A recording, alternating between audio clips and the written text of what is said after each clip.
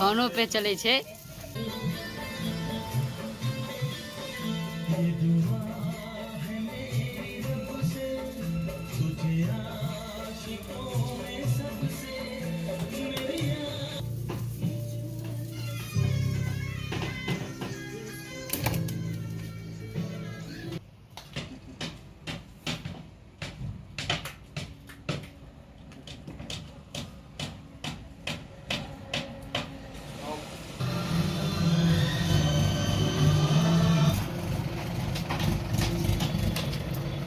तो अहाँ सब जखन हम आयल छलहुँ तखन देखने हेबै कि हमर मुँह कान केहन छलै, केहन केश छलै, केहन मुँह चेहरा छलै, लेकिन अखन केहन लगै छै?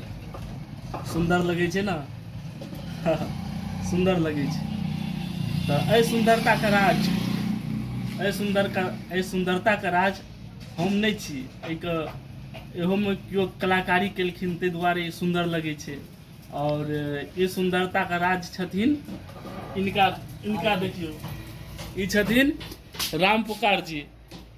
और इनके द्वारा ये सुंदर चेहरा और सुंदर शकल बनायल गेलै, सुंदर केश बनायल गेलै। और ये जे जगह छै से ई अहाँके ई मधुबनी जिला के फुलपरास प्रखंड के परसा चौक पर छै। आरपी हेयर कटिंग सैलून की छै? सेम छै। हाँ, आरपी हेयर कटिंग सैलून। तो अहूँ सब एक बेर आबियो और एक बेर सेवा का मौका दियो। अब सुंदर व्यवस्था के साथ गीत संगीत अहाँके सुनायल जायत। देखियो एहिठाम गीतो सुनायल जाइ छै, वीडियो देखायल जाइ छै।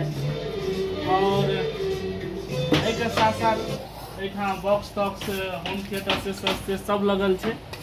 तो अहाँ एकदम बैसल रहबै, संगीत का आनंद लेत रहबै और अहाँके जे छै सुंदरतामे निखार आबैत जायत।